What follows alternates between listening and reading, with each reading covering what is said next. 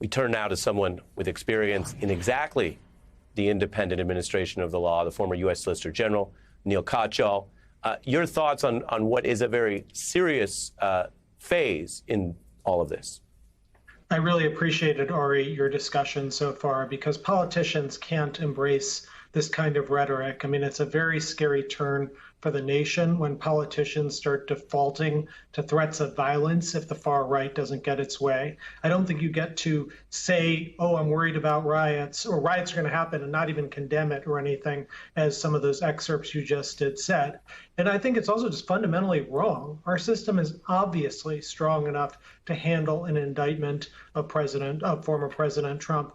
I had the privilege of serving as special prosecutor in the George Floyd murder, and it's no secret that people said those kinds of things. We couldn't prosecute these 4 cops without there being riots in the street and the like. And I am so proud of the people, not just of Minneapolis, but the people all across this country, because we brought that prosecution. 1 cop has already been convicted, others are being tried now, and justice is being done.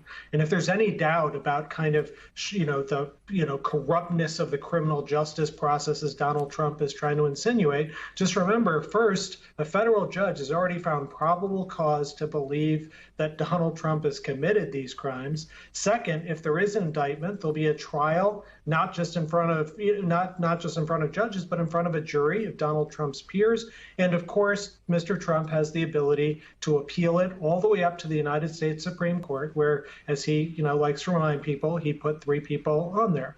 So, the idea that that would be unfair and that you need to riot over it, absolutely not. What do you think you're hearing when some, not all, but some of these MAGA allies suggest riots had to be condemned around the summer of George Floyd and all of that, as I showed? But here, riots, in their logic, seem to be something they're saying the justice system or prosecutors must weigh in their minds and then avoid. If people break the law, then they should avoid enforcing the law. It's hard logic to follow, as I said, because it is thuggish. I use that word deliberately.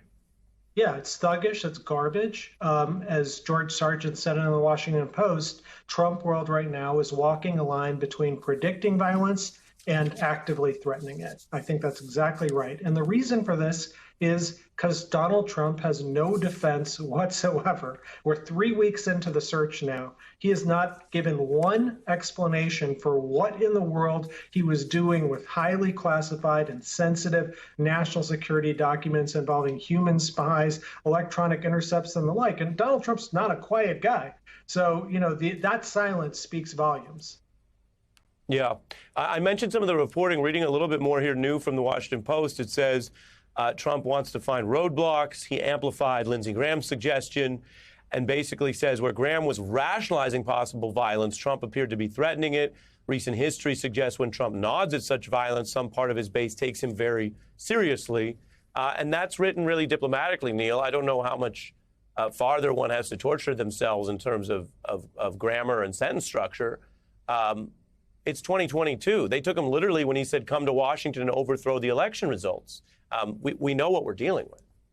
Exactly. I mean, January 6th is a perfect illustration of all of this happening.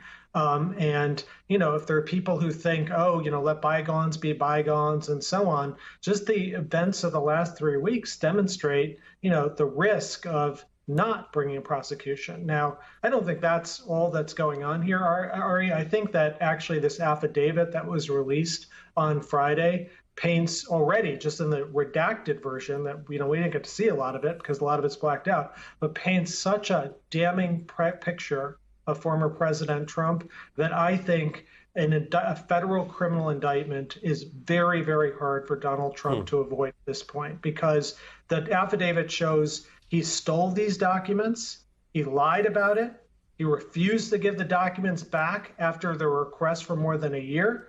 He refused to give them back even after they searched and found highly classified documents on the premises. And now he's thumbing his nose at the Justice Department, FBI, threatening violence and the like. I think it's impossible virtually for the Justice Department to look the other way, given all of this that's happened. I don't think Garland wants this, but I think Trump has dug a hole so deep that even though there's reluctance to indict a former president, and it's certainly never been done in the history of this country. But all those things I just read to you are things Donald Trump has done for the first time. No former president has acted this way. Yeah. No, you lay it out. It's really important. Neil Katyal, thank you for